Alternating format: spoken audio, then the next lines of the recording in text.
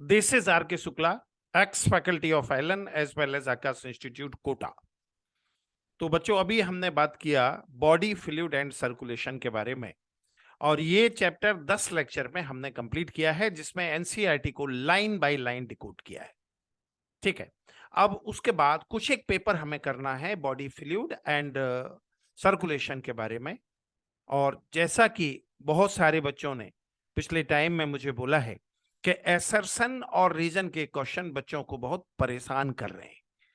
ठीक है, तो एसर्शन और रीजन के बहुत सारे क्वेश्चन मैं करवाने वाला हूं, और उसकी आज पहली सीरीज में बॉडी फ्लूइड एंड सर्कुलेशन का 21 क्वेश्चन हमने लिया है, और क्वेश्चन के लास्ट में आपको आंसर मिलेगा।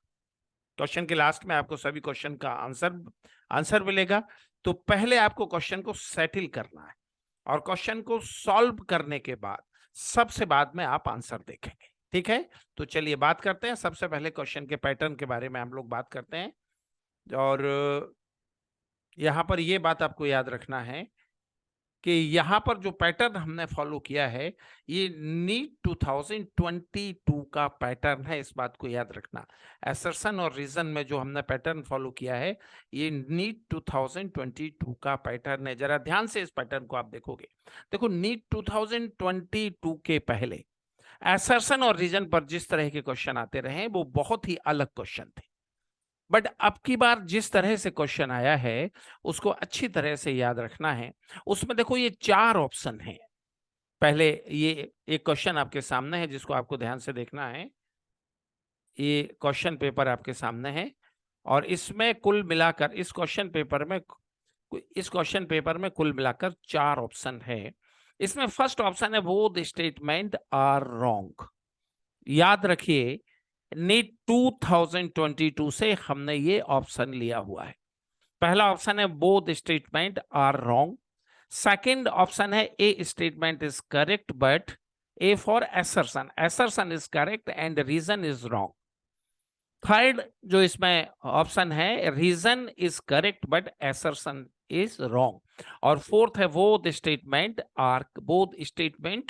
आर करेक्ट, मतलब assertion और रीजन दोनों करेक्ट हैं। तो पहले ये चारों ऑप्शन को बहुत ध्यान से आपको देख लेना है।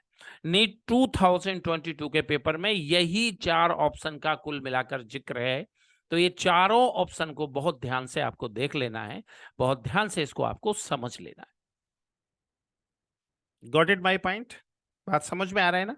बहुत ध्यान से ये चारों ऑप्शन आप देखेंगे, और उसके बाद चारों ऑप्शन को पूरे ध्यान से देखने के बाद आप क्वेश्चन को सेटल करेंगे। अच्छा, एसर्शन और रीजन का जो ट्रेडिशनल तरीका रहा है, जैसे पहले एएफएमसी और एम्स में क्वेश्चन आते रहे हैं, उसके क्वेश्चन भी हम डिस्कस करेंगे, उसके बारे में भी हम लोग बात करेंगे। लेकिन अभी हम लोग बात कर रहे हैं 2022 के पैटर्न के बारे में, उसको हम लोग डिस्कस कर रहे हैं। ठीक है ना? तो चलो यहां से हम लोग आगे बढ़ते हैं। अब देखो ये क्वेश्चन नंबर 2, जैसे क्वेश्चन नंबर 2 है, open type of circulation is found in Arthropoda Mollusca.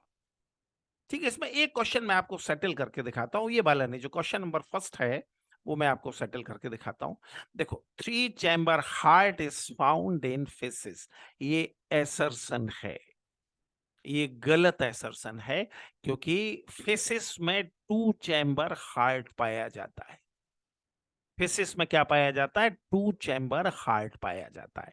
फिर रीजन क्या है? It is consist of 1 atrium and 2 ventricle. अगर 2 चैम्बर हार्ट है तो वो एक एट्रियम और एक वेंट्रिकल से बनता है। ठीक है ना? और अगर 3 चैम्बर हार्ट है तो वो 2 एट्रियम एंड 1 वेंट्रिकल से बनता है। अगर कंप्लीट 4 चैम्बर हार्ट है तो वो 2 एट्रियम एंड 2 वेंट्रिकल से बनता है।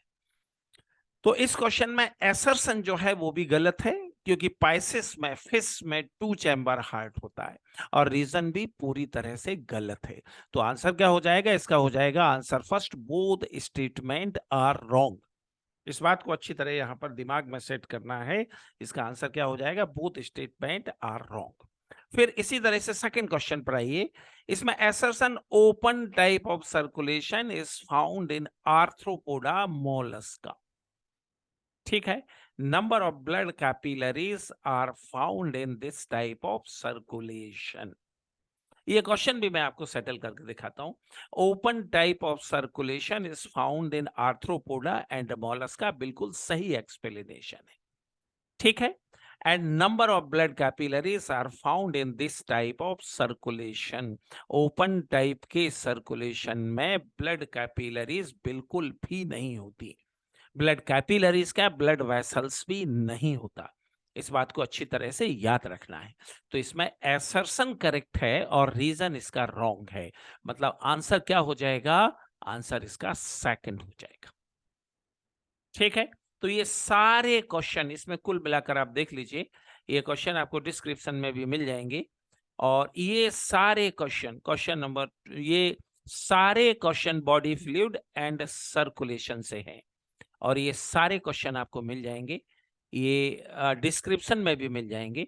और आप चाहें तो इसको भी देखकर भी आप कर सकते हो, बाकी डिस्क्रिप्शन में भी ये आपको मिल जाएंगे। ठीक है। तो ये सारे क्वेश्चन आपको सेटल करना है, और सारे क्वेश्चन सेटल करने के बाद सबसे लास्ट में इसका आपको आंसर मिलेगा। क्योंकि ये मेरे नेट विनायक यूट्यूब चैनल पर असर्शन और रीजन का पहला पेपर है, तो कल हम इसको डिस्कस करेंगे। एक एक क्वेश्चन को हम इस पर डिस्कस करेंगे, लास्ट में ये आंसर भी है।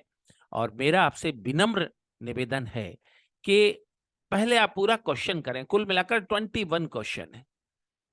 ठीक है। और इस क्वेश्चन को करने में 18, 19 या 16 मिनट आपको लगना चाहिए। घड़ी सामने रखकर करें, पहले ये सारे क्वेश्चन करें। ठीक है। मेरा विनम्र आग्रह है आपसे कि पहले आप ये सारे क्वेश्चन करें, आंसर शीट के साइड में बाद में जाएं। क्वेश्चन करते समय आंसर शीट को बिल्कुल ना देखें, आंसर शीट को देखने की गलती ना करें। और ऐसे कई सारे असर्शन और रीजन के टेस्ट मैं आपको करवाऊंगा, जिनका डिस्कशन भी हम करेंगे, जिनमें 20 से लेकर 25 क्वेश्चन आपको रहेंगे। अगर इनको ठीक से आप करते रहेंगे, अगर इनको ठीक से आप करते रहेंगे, तो निश्चित रूप से काफी बेहतर मार्क्स आपके आएंगे। Okay, all the best. This is R K Shukla at NEET Vinayak YouTube channel. अगर अभी तक आपने मेरे चैनल को सब्सक्राइब नहीं किया है तो सब्सक्राइब करें, शेयर करें और अच्छे अच्छे कमेंट भी करें। ओके।